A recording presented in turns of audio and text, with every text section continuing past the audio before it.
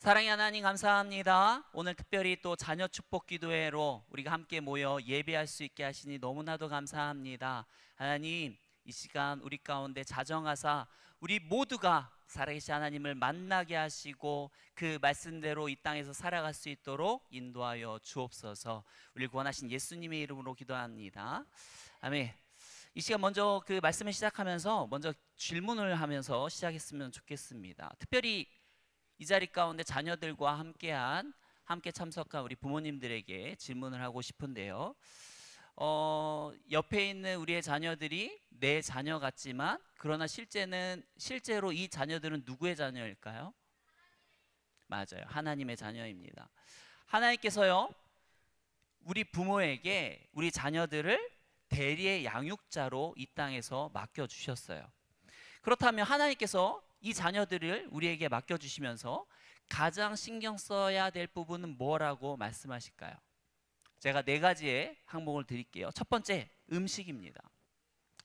여러분, 좋은 음식을 먹이고 그래서 이 아이들이 키와 몸무게가 잘 자라고 건강하게 키우는 것 중요하죠. 또한 두 번째, 공부입니다. 이 아이들을요, 공부를 잘 시켜서 좋은 대학을 보내고요, 세상에서 출세할 수 있도록 기반을 다져주는 것, 부모로서 너무나도 중요하죠.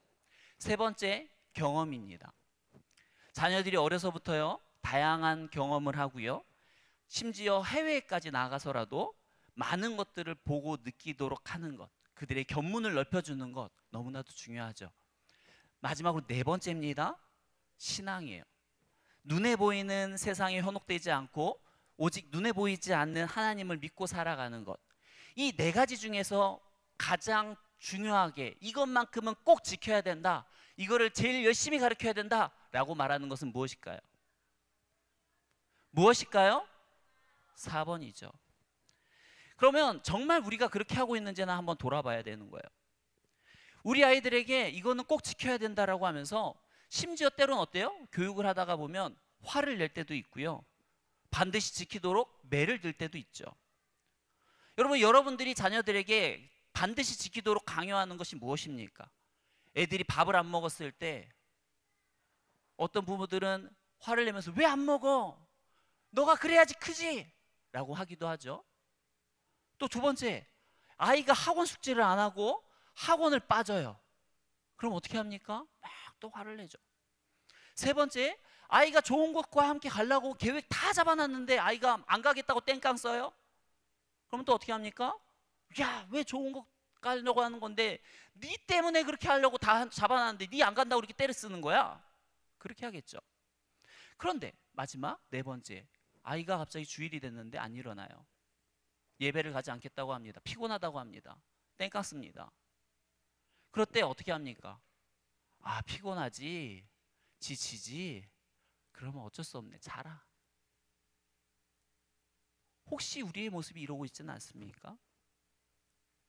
분명히 하나님께서는 우리에게 자녀를 맡겨주시면서 자녀의 신앙교육을 가장 우선순위로 하도록 명령을 하시는데, 그런데 우리가 머리로는 그건 알지만 실제로 우리가 중요하게 여기는 것들은 다 앞에 있고, 다른 것들이 앞에 있고, 신앙은 4번째로, 심지어 5번째로, 6번째로 밀어내고 있지는 않습니까?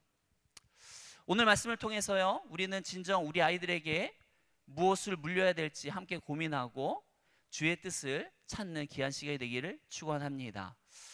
오늘 우리가 만날 인물은요, 다니엘입니다. 누구라고요? 다니엘. 여러분, 다니엘이 살았던 이 남유다는요, 아주 나라가 망한 비극의 시대였습니다. 그런 남유다를 엄청난 대군을 이끌고 와서 이 함락시킨 바벨론 왕 느부갓네살은요, 그야말로 대단한 왕이었어요. 그는 그 당시에 세계 최대의 제국을 만들었거든요. 그래서 그냥 그 지역에서는요, 그냥 바벨론이에요. 바벨론이면 뭐든지 다 되는 거예요. 그 정도로 그 중동 지역에서는요, 이 바벨론이 진정한 패자였습니다. 그런데 이러한 거대한 제국을 만들어 놓고 이 제국이 한 몇 년 가다가 한 10년, 20년 가다가 없어지면은 그들이 그런 걸 원할까요? 안 원할까요? 안 원하죠. 거대한 제국이요, 바벨론 포레버, 바벨론이 영원하라, 이런 걸 원하는 거예요. 그래서 이처럼 바벨론이 오래도록 유지할 수 있도록 아주 치밀한 식민지 정책을 폈습니다. 마치 일본이요, 우리나라를 효과적으로 다스리기 위해 한글을 폐지하고 창씨 개명을 하는 등의 막 민족 말살 정책을 펼쳤던 것처럼 바벨론도요, 식민지를 아주 이렇게 말살시켜서 오래도록 우리의 그냥 식민지로 남아 있게끔 식민지 정책을 폈어요. 그런데 단순히 그냥 무식하게 막 무조건 힘으로 억압해서 너 안 하면 너 죽어 막 이러면서 막 힘으로 억압하는 것만 하는 건 아니었습니다. 그들은요, 이 식민지를 효율적으로 다스리기 위해서 그 나라의 인재들을 데려다가 교육을 시키는데, 그런데 이러한 교육을 아무나 시키는 게 아니고요, 오늘 보면 그 1장 4절에 보면 그 대상이 얼마나 특별했는지를 말씀해 줍니다. 우리 4절 말씀 같이 한번 읽어봤으면 좋겠습니다. 곧 흠이 없고 용모가 아름다우며 모든 지혜를 통찰하며 지식에 통달하며 학문에 익숙하여 악문의 성만한 소년을 데려오게 하였고 그들에게 갈대아 사람의 학문과 언어를 가르치게 하였어. 아무나 데려온 게 아니라요, 흠이 없고요, 용모가 아름다워야 돼요. 한번 보세요. 내가 용모가 아름다운가? 네. 모든 지혜를 통찰하고 지식에 통달하고 뭔가를 일을 가르치면 아 하고 1만 받아들이는 게 아니라 2와 3과 4까지 알아들일 수 있도록 아주 명철하고 뛰어난 그러한 사람들만 데려가서 이렇게 교육을 시킵니다. 여러분, 신분도 좋아야 되고요, 머리도 뛰어나야 되고요, 용모도 아름다워야 되는 아주 그냥 정말 이 이스라엘의 최고의 에이스들만 모아서 데려가서 교육을 시키는데, 여러분 영어 공부하는 거 쉬워요, 어려워요? 한국어가 하고 영어 공부하는 게 어렵죠.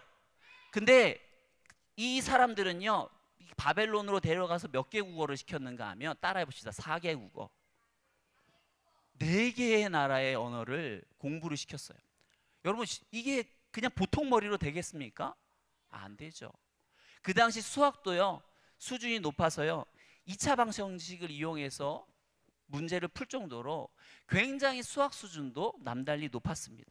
아무튼 그들을 데려가서요, 아주 수준 높게 자꾸 막 가르쳤는데, 왜 이렇게 바벨론에서 제3세기 인재들을 데려와서 교육시키는가 하면 차세대 인재들을 미리 선출해서 막 이 친바벨론화 시키는 거예요.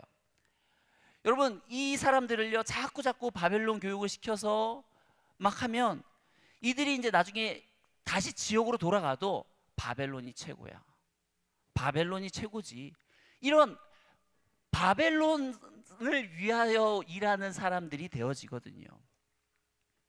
훗날에 로마 제국도 보면 이 시스템을 따라하고요, 오늘날 미국에서도 보면 전 세계의 수많은 인재들이 다 미국에 와서 공부하도록 하죠. 그 이유가 무엇인가 하면 이런 거예요. 결국 제국을 군사적으로는 얼마든지 만들 수 있어요. 그런데 그것을 오래도록 유지하기 위해서는 누가 필요한가 하면 군사만으로 필요한 게 아니라 바로 사람이 필요하기 때문입니다. 인재가 필요하기 때문에 그래요. 따라서 이러한 인재를 양성하기 위해서요, 이런 수련생들에게 엄청난 특권을 줬습니다. 그 특권 중에 하나가 바로, 대표적인 게 바로 왕이 먹는 그 최고의 음식과 포도주를 먹는 것이었어요. 그런데 이것은요, 단순히 그냥 뭐 좋은 것을 먹는다 이게 아니에요. 여러분, 이 먹는 것, 저 집이 정말 잘 사네, 정말 저 집이 잘 나가네 하고 그 집을 평가할 수 있는 지표 중에 하나가 바로 뭐예요? 식탁이거든요. 먹는 거를 보면 와, 우리 집은 딸기도 이런 조그마한 거만 먹고 있는데 이 집은 왜 이렇게 이따만한 거 먹네? 와, 엄청나다. 결국 그 식탁에서 뭘 먹느냐가 결국 그 집의 어떤 재력이라든지 이런 것들을 보여주는 것인데, 이들이 어때요? 이스라엘 하면 지금 나라가 망해가고 있기 때문에 제대로 먹을 것이 없어요. 그런데 바벨론에서 주는 식탁을 봤더니 상다리가 끊어지게 차려주는 겁니다. 그러니까 어떨까요? 와, 진짜 바벨론이 최고네. 우리 민족은 아무것도 아니네. 어때요? 바벨론에게 충성하는 길만이 살 길이다. 이러한 어떤 인식을 심어주는 것이지요. 여러분, 북한의 탈북민이요, 이제 북한을 탈북해서 이제 중국에 이제 갔는데, 그러다가 이게 막 걷고 있는데 마침 그때 이제 선교사님이 지나간 거예요. 우리나라 선교사님이 지나가면서 딱 생색을 보니까 딱 띄잖아요. 아무리 뭐 북한에서 좋은 옷을 입었다고 해도 아주 허름하거든요. 그러다 보니까 단박에 알아차리고 선교사님이 같이 타고 있던 사람들을 내리게 하고 그 탈북민을 이게 태웠습니다. 그리고 자기 집에 데려갔는데 이 선교사님도 그렇게 뭐 재정이 넉넉하지가 않은 거예요. 그래서 이 먹을 걸 줘야 되니까 집에서 라면을 이제 끓여주면서 이러는 겁니다. 아, 진짜 더 좋은 걸 대접해야 되는데 우리 집에 먹을 게 별로 없어가지고 이렇게 라면만 줘서 미안합니다 라고 이제 줬는데, 이 사람은 그 라면만 줬다라고 먹었는데 그게 너무 맛있는 거예요. 왜냐하면 북한에서는 이 라면을 가지고 혼자 먹어본 적이 없어요. 잔뜩 솥에다가 잔뜩 넣고 거기다가 라면 하나 넣어놓고 만들어 먹는 게 라면의 요리인데, 그런데 그 잔뜩 솥을 만들어서 만드는 게 아니고 오로지 하나로 자기만을 위해서 라면을 만들어 주니까 그것만으로도 이 사람에게는 너무 특별한 경험인 거죠. 그런데 이 사람은 뭐예요? 이걸 주면서 뭐라고 말합니까? 선교사님이 내가 줄 게 없어가지고 이거밖에 없어가지고 이거밖에요? 자기는 북한에서 한 번도 그걸 보지도 못했고 먹어보지도 못했는데. 그러면서 이런 질문을 했대요. 혹시 대한민국이라고 하는 나라는 하루에 비행기가 얼마나 뜨나요? 뜨고 집니까? 질문했더니 그 선교사님이 2,000대가 넘는 비행기가 하루에도 이렇게 뜨고 집 그런 나라가 있다는 겁니까? 2,000대가 넘게 하루에 뜨고 지고 이거 한다고요? 와, 어떨까요? 이런 대단함을 이야기를 부르면서 이제 북한에 대한 미련은 다 벗어버리게 하는 것이죠. 사실 이 다니엘과 이 세 친구들이 왕의 진미를 먹는다는 것은요, 사실 세상의 시각으로 보면 엄청난 특권입니다. 비록 나라는 망했지만요, 그 개인의 입장으로 보면 출세길이 널린 거예요. 왜냐하면 바벨론 이름도 얻었죠. 왕의 최고의 음식을 먹고 있어요. 그리고 그냥 3년만 가르쳐 주는 대로 거기서 그냥 배우고 그냥 버티기만 하면 그냥 공직으로 나가는 길까지 다 뚫려 있는 거예요. 그런데 다니엘은요, 이런 현실에 안주하지 않고요, 뜻을 정합니다. 여러분, 뜻을 정한다는 것은 무엇이냐? 바로 우리의 이 영적인 안테나를 들어서 하나님께로 맞추는 거예요. 내가 속한 상황 속에서 도대체 어떻게 하는 것이 하나님의 뜻인지 하나님의 뜻을 구하고 찾고 그 뜻대로 나아가기를 갈구하는 게 바로 뜻을 정하는 거예요. 그런데 한편으로 이 뜻을 정한다라는 것은 무엇인가 하면 뜻을 정했기 때문에 내려놓을 것이 있다라는 거예요. 여러분, 뜻을 정했기 때문에 모든 것을 다 하면서 살 수는 없는 거예요. 반드시 포기할 게 있는 것이죠. 그런데 이 다니엘과 이 세 친구들은 무엇을 포기했을까요? 무엇을 포기했습니까? 우리 친구들 무엇을 포기했어요? 목숨을 포기했어요? 아니에요. 에? 왕의 진미. 왕이 먹는 그 식탁에 참여해서 먹는 그 맛있는 요리들을 포기했어요. 오늘날 우리 학생들이요 말하는, 우리 앞에 앉아있는 우리 어린 친구들이 말하는 좋은 학교의 기준이 뭔지 아십니까? 급식이에요. 급식이 잘 나오면 그 학교는 좋은 학교고요, 급식이 형편없다, 그 학교는 가면 안 되는 학교인 거예요. 그 정도로 어때요? 우리 사람에게 먹는 것은 너무나도 중요한 것이죠. 그런데 이 다니엘이 왕의 음식을 거절한 것은요, 단순히 이 왕의 음식이 종교적인 어떤 음식이었기 때문에 피한 것만은 아니에요. 예수님께서도 그렇고 사도 바울도 그렇고 보면 먹는 것이 사람을 더럽히는 것이 아니라고 말하죠. 우리 마태복음 15장 19절 20절 말씀 우리 같이 한번 읽어보겠습니다. 마음에서 나오는 것은 악한 생각과 살인과 간음과 음란과 도둑질과 거짓 증언과 비방이니 이런 것들이 사람을 더럽게 하는 것이요 씻지 않는 손으로 먹는 것은 사람을 더럽게 하지 못하느니라. 보면 먹는 것이 사람을 더럽히는 것이 아니라 무엇이 더러운 거예요?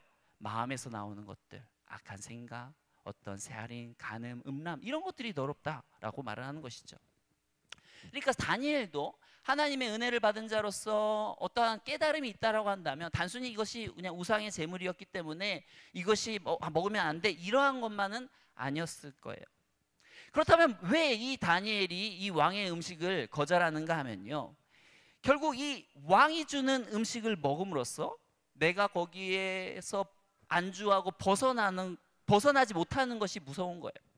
결국 그 왕이 주는 음식을 먹는다라고 하는 것은요, 그 왕만을 어떤 섬기고 따른다라는 어떠한 그런 의미가 있는데, 근데 자꾸 좋은 음식만 먹고 있다가 보면 어떻게 될까요? 우리의 몸이, 우리의 생각이 거기에 안주해 버리는 거예요. 여러분, 사람들은요 위로 올라가는 거는 쉬워요. 예를 들어서 경차를 타다가요 아반떼를 타고요, 아반떼를 타다가 소나타를 타고요, 소나타를 타다가 그랜저를 타고, 그랜저를 타다가 제네시스를 타는 것, 요거는요 그 누구도 싫어하는 사람이 없어요. 와, 예전에 모닝 탈 때는 여기 방지턱만 넘어도 우차 우차 막 이랬는데 좋은 차를 타니까 그냥 방지턱 넘는지도 모르겠네. 여러분, 이렇게 됐을 때 이거를 불편해하는 사람은 아무도 없어요. 그런데 반대로 가면 어떻게 될까요? 제네시스를 타다가 그랜저를 타고요, 그랜저를 타다가 소나타를 타고, 소나타를 타다가 모닝을 타면 어떻게 될까요? 타자마자 불평이 나와요. 예전에는 이러지 않았는데, 예전에 내가 타던 그 제네시스는 이러지 않았는데 왜 이 차는 이렇게 방지턱만 넘으면 찌그덕거리면서 이렇게 펑펑 튀는 거야? 여러분, 우리가 살아가는 아파트도 마찬가지예요. 13평에서 20평으로, 20평에서 뭐 30평으로, 30평에서 40평으로 넘어갔을 때 아무 문제 없어요. 집이 넓어요? 로봇 청소기 시키면 돼요. 맞죠? 넓은 거는 우리에게 문제가 되지 않아요. 근데 반대로 40평에서 30평으로, 30평에서 20평으로, 20평에서 13평으로 가면 어떻게 될까요? 여러분, 그렇게 되면 어떻게 될까요? 여러분 집들 13평 집으로 가면 어떻게 되겠습니까? 맞아요. 엄청 힘들겠죠. 힘들어요. 견디기가 힘들어요. 우리가 보면 사람은 누구나 그래요. 위로 올라가는 거는 누구나 괜찮아요. 근데 반대로 어때요? 위에서 아래로 내려가는 것은요 견디기 힘들어합니다. 왕이 주는 음식으로 자꾸 나를 단련하고 익숙해지다가 보면 어때요? 왕이 주는 음식 아니면 이 식탁 아니거든요. 이거 못 먹겠거든요. 이거 쓰레기거든요. 내가 어때요? 이 왕이 주는 음식이 길들여지는 거예요. 이 주는 음식을 포기할 수 없기 때문에 어떻게 해요? 내가 하나님을 믿지만 하나님보다는 이 왕을 따라야 되는 거죠. 주인이 바뀌는 겁니다. 여러분, 우리 엄사라 선교사님, 우리 아프리카에서 우리 사역하신 우리 선교사님과 이렇게 같이 식탁에 교제를 한 적이 있었는데, 우리 대한민국 사람들 사실 얼마나 이 왕의 진미보다 더한 것들을 먹고 있습니까? 여러분, 사실 우리나라만큼 다양하게 먹는 나라가 없는 것 같아요.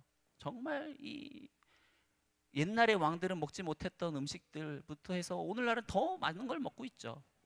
근데 그렇게 먹고 있던 우리 선교사님께서 아프리카로 가서 선교하면서 먹는 음식이 뭔지 아십니까?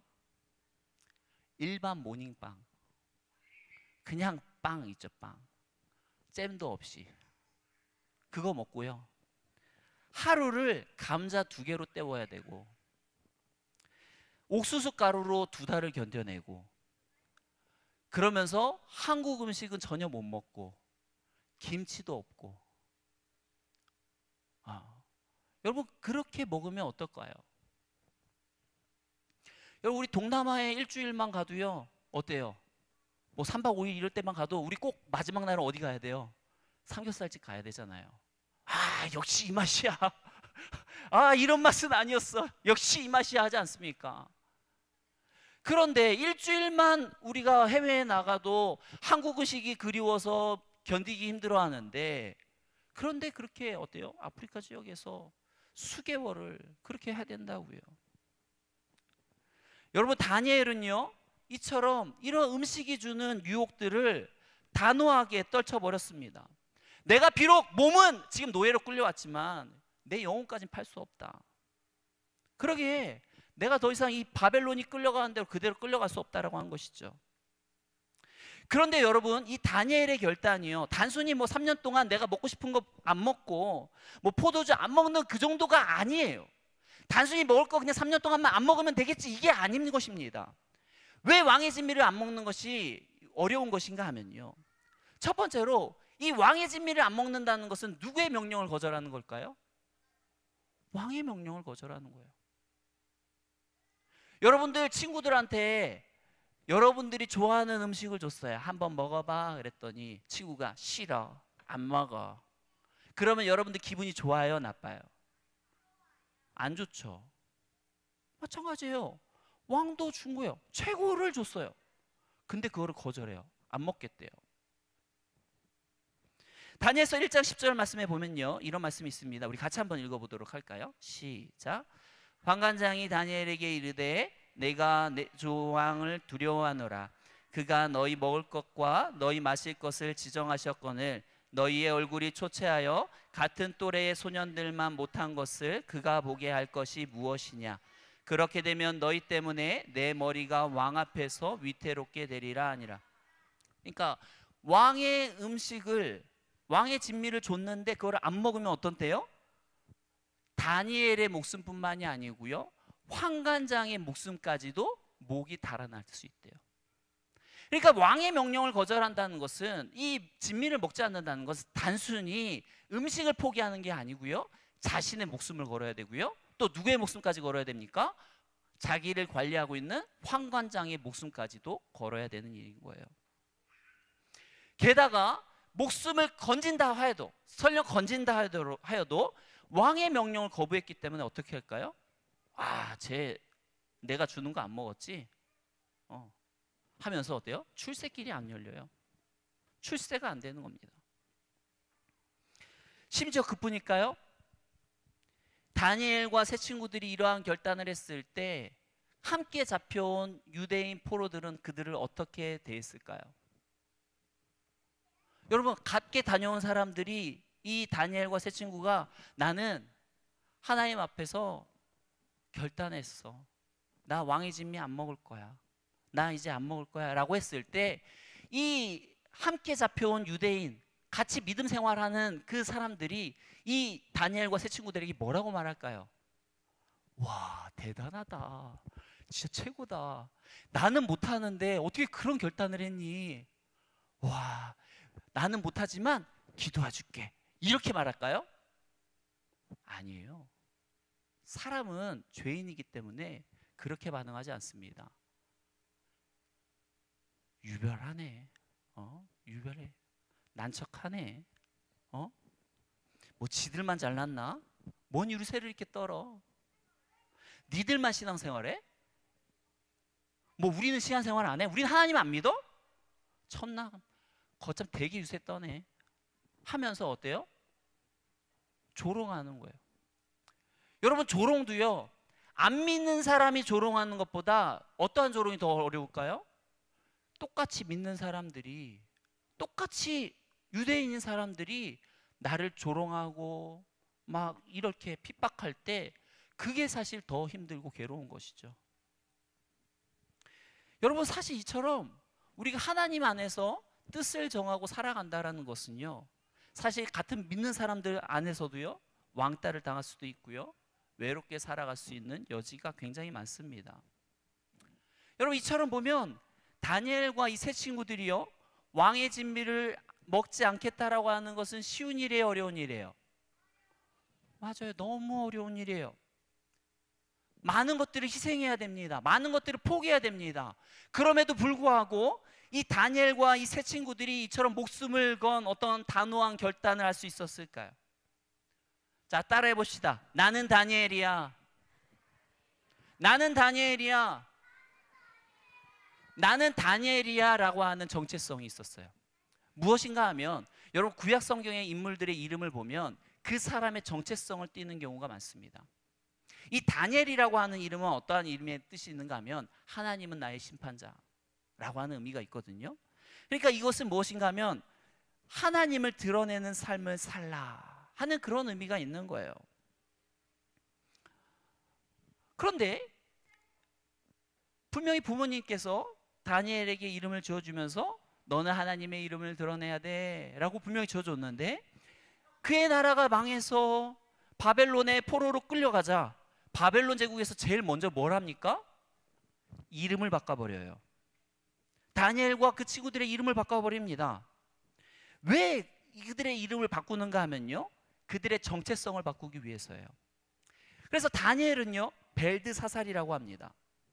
이것은 어떠한 의미가 있는가 하면 그대의 보호자 벨, 오늘날로 말하면 이런 거예요. 그대의 보호자 부처, 그대의 보호자 알라, 뭐 이런 식으로 이름을 지어준 겁니다. 왜 그렇게 하는가 하면 야, 너 이방 땅에서 너 하나님 믿고 살면 안 돼.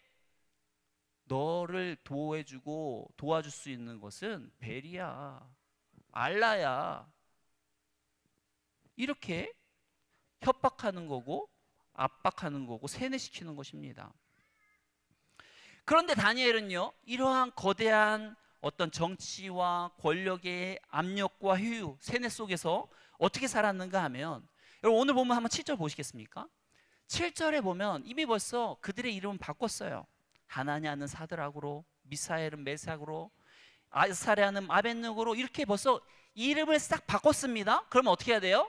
그 이름으로 살아가야 되는 거예요. 벨드사살로, 사드락, 메삭, 아벳느고로 바꿔준 이름으로 살아가야 돼요.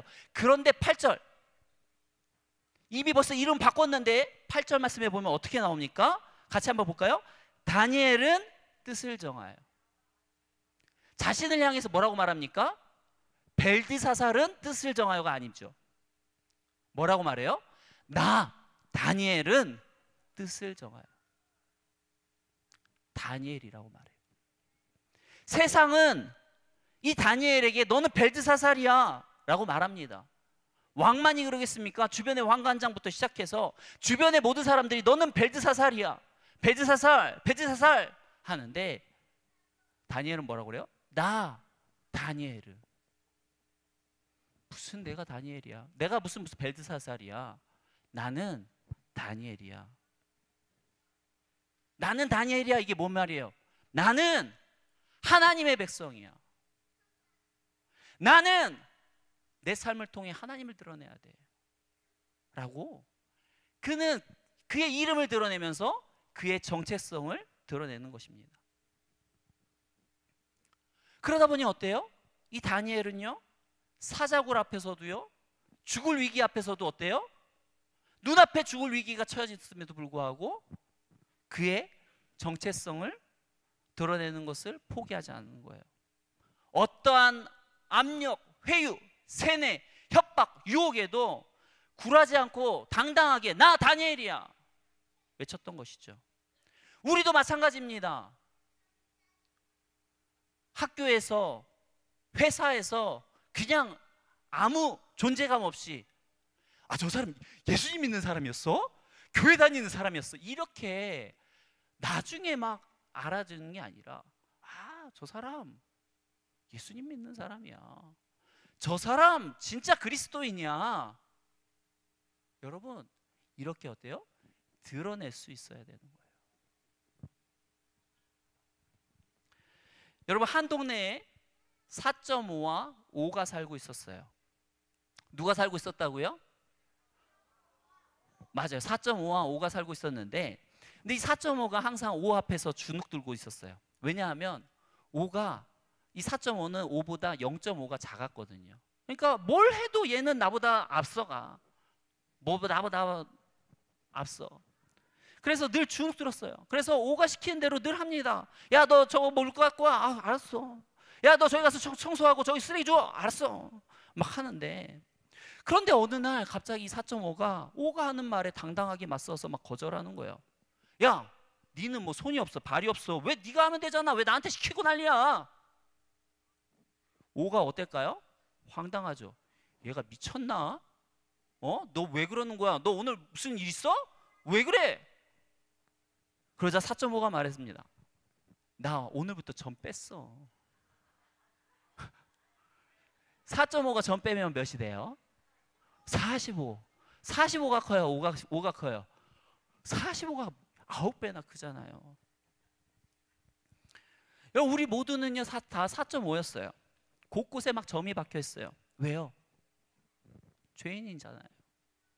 하나님의 자녀라고 하지만 나는 곳곳에 실수투성이고 죄투성이고 흠투성이죠. 그러다 보니까 사단이 야 네가 하나님의 자녀라며, 하나님을 믿는다고 하면서 어떻게 너 그따구로 사니? 하면 맞아 이러고 살아가는데, 그런데 이런 늘 사단에 주눅들어서 살아가는 우리를 위해서 누가 돌아가셨어요? 예수님께서 십자가에 돌아가 주십니다. 우리의 죄 때문에, 우리의 죄 때문에 그가 죽으심으로 말미암아 우리가 어떠한 권세를 얻는가 하면 이 점을 떼는 역사가 일어나는 거예요. 로마서 8장 1절 2절 말씀 우리 같이 한번 읽어보겠습니다. 말씀 띄워주세요. 시작. 그러므로 이제 그리스도 예수 안에 있는 자에게는 결코 정죄함이 없나니 이는 그리스도 예수 안에 있는 생명의 성령의 법이 죄와 사망의 법에서 너를 해방하였음이니라. 이제 우리는요 예수 안에서 4.5가 아니라 45가 되었어요. 그렇기 때문에 우린 사단보다 9배나 강한 존재가 되었습니다. 그러므로 우린 단단해야 돼요. 나는 다니엘이야. 나는 그리스도인이야. 나는 예수님의 신부야. 나는 하나님의 자녀야. 나는 천국 백성이야 라고 온갖 세상에 나아가서 우리는 당당하게 우리의 정체성을 드러낼 수 있는 존재가 되어야 됩니다. 또한 다니엘이요 이와 같이 견고한 믿음을 가질 수 있었던 이유는 무엇인가 하면 두 개의 중요한 축이 있었습니다. 학자들은요 이 성경에 보면 다니엘의 부모의 이야기가 안 나옵니다. 그러다 보니까 이 포로에 끌려왔을 때 이 다니엘의 부모는 돌아가셨을 거라고 생각을 합니다. 그런데 이 다니엘은요 그들의 부모의 어떤 부재 속에도 불구하고 굉장히 믿음이 견고했어요. 그 이유는 무엇이겠습니까? 지금 내 곁에서 뭔가를 이야기해주고 가르쳐줄 사람은 없지만 그 부모가 언제 교육했을까요?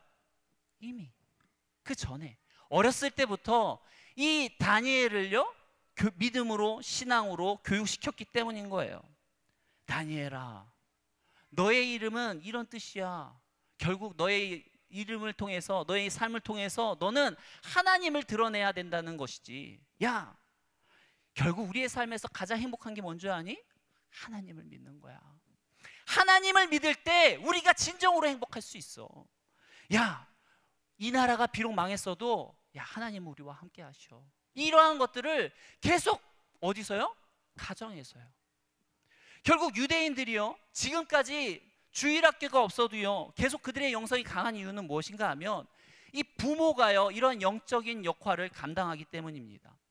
잠언 22장 6절 말씀 우리 같이 한번 읽어보겠습니다. 마땅히 행할 길을 아이에게 가르치라. 그리하면 늙어도 그것을 떠나지 아니하리라. 여러분 여기서 가르치다라고 하는 것은 그냥 단순히 한 번 일회성을 가르치는 걸까요? 야 예수님 믿어야 돼. 그러면 끝납니까? 가르침은 반복이에요. 똑같은 것을 반복하는 것이 가르침인 것이죠. 결국은 이 자녀들에게 어려서부터 뭘 가르쳐야 돼요? 우리 가정의 우선순위는 예수 그리스도야 라고 하는 것을 귀에 인이 박히도록 가르쳐야 되는 거예요. 아무리 힘들어도 기도하고 예배하는 것이 가장 중요한 거야. 이것을 어떻게 해요? 귀에 인이 박히도록 가르쳐줘야 되는 거예요. 누가요? 부모가요. 부모가 그 일을 감당해야 되는 것입니다. 신앙교육을 단순히 그냥 우리 주일학교에 맡기는 것이 아니라요 집에서도 자녀들이 큐티를 하고 있는 거를 함께 해주셔야 돼요. 이 아이들이 주일날 예배를 드리고 왔으면 물어봐야 돼요. 오늘 뭐 들었니? 오늘 말씀 전하시는 분께서 사역자께서 오늘 뭘 가르쳐 주디? 물어봐야 돼요. 아이들이 그냥 몰라. 이게 아니고요. 아빠가 엄마가 오늘도 또 물을 건데 내가 뭘 꼭 이거는 하나는 깨달음 얻고 가야겠다. 이러한 생각을 가지고 듣고 올 수 있게끔요. 여러분, 가정에서 자꾸 체크해주고 신앙교육이 가정에서부터 이루어져야 되는 것입니다. 또한 다니엘이 믿음으로 결단할 수 있었던 이유는 혼자가 아니었기 때문이에요. 하나냐, 미사엘, 아사랴와 같은 세 친구가 있었어요. 여러분, 믿음은 결코 홀로 클 수가 없습니다. 서로 같이 붙들어주고 같이 기도해 줄 수 있는 그런 교회 공동체가 필요한 거예요. 여러분, 이처럼 우리가 그냥 매번 똑같은 예배가 아니라 이렇게 자녀들을 특별히 초청을 해서 이 예배를 드리는 게 너무나도 중요한 거예요. 왜냐하면 이 예배는 흘러가는 거예요. 우리의 어떤 신앙만 갖고 있다가 끝나는 게 아니라 우리의 신앙이 이 어린 자녀들에게까지 흘러가도록 이 시간이 그렇게 너무나도 중요한 겁니다. 우리의 아이들이 저렇게 기도하는 거구나. 어른들이 간절하게 우리 기도합시다 라고 할 때 큰 소리로 부르짖으며 간절하게 기도하는 모습을 통해서 기도는 저렇게 하는 거구나, 저렇게 간절하게 애절하게 기도하는 거구나 라는 것들을 깨달을 수 있도록 직접 어떻게 해요? 교육은 눈으로 보는 거예요. 아이들이 눈으로 볼 수 있도록 해주는 것이죠. 찬양은 저렇게 하는 거구나. 입술을 여서 정말 간절하게 은혜 받으면서 손도 들고 찬양하는 거구나. 우리 아이들이 이 자리에 그냥 있는 게 아니고 다 보고 있다고요. 우리가 어떻게 기도하는지, 어떤 태도로 말씀을 듣는지, 어떠한 모습으로 찬양하고 있는지 다 보고 있다고요. 다 보여주는 게 뭐입니까? 교육이에요.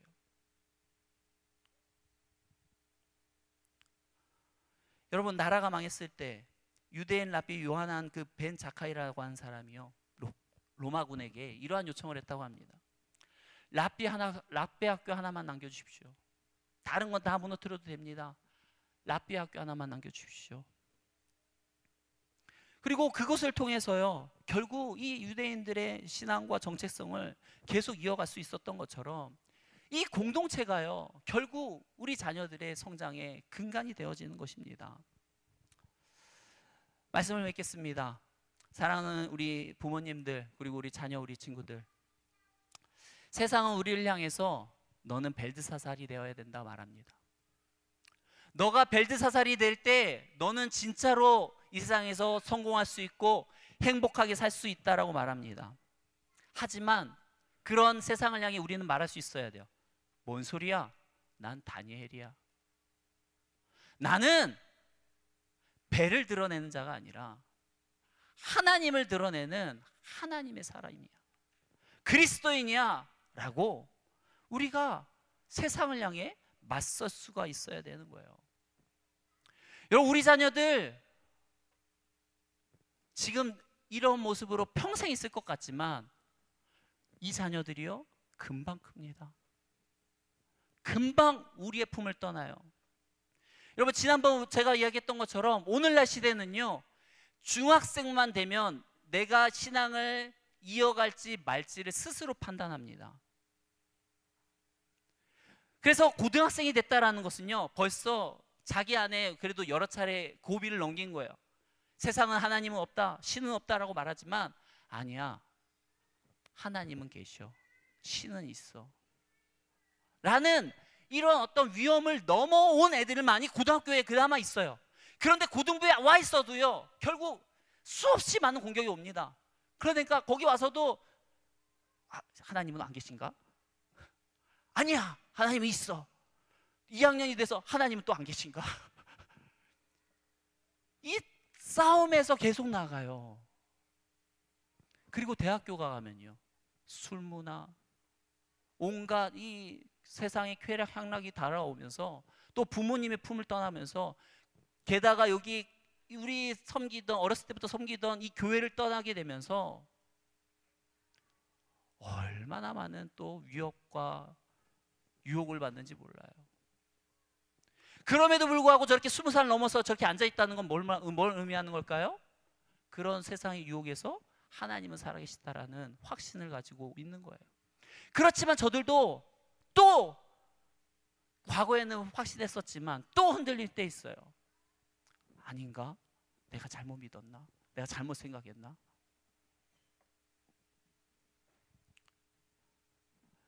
여러분, 자꾸 우리의 자녀들이 흔들리는 이유는 무엇일까요?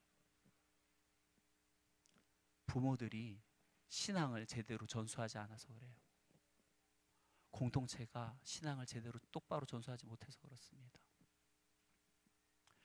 우리가 우리의 어떤 기도의 문제와 이것들만 부여잡고 나아갈 것이 아니라 정말 우리의 다음 세대들, 우리의 자녀들이 정말 믿음으로 크고 있는지 계속 수차례 확인하고 돌아보고, 가르칠 때 가르치고, 따끔하게 혼날 때 혼내고, 밥 먹는다고 밥 안 먹을 때만 혼내지고, 공부 안 하고 학원 숙제 안 하고 학원 안 간다고 혼내고, 그것만 혼낼 게 아니라 신앙 교육을 똑바로 하지 않으면, 안 받으면 그거를 가장 불가치 여기고 혼을 내야 되지 않겠습니까?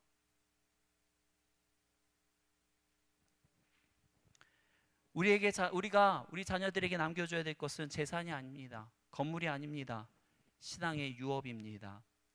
이 신앙의 유업은요, 돈으로 환산할 수 없는 이 세상에서 가장 귀한 거예요. 저와 여러분들이 우리 자녀들에게 손수 보여주십시오. 이 땅에 하나님은 분명히 살아계시다. 어떻게 해요? 나를 봐라. 나를 봐라. 나를 보니까 어때? 하나님은 살아계신 것 같지? 당당하게 우리 자녀들에게 말하고 신앙 교육하여서 정말 이 혼란한 시대 가운데서도 우리 자녀들이 단 한 명도 세상 가운데 빠지지 않고 믿음으로 승리하며 나아가는 우리의 자녀들, 다음 세대들이 되길 축원합니다. 이 시간 같이 통성으로 기도하겠습니다. 하나님, 정말 이 악한 시대 가운데 우리의 자녀들 믿음으로 정말 잘 키우기 원합니다.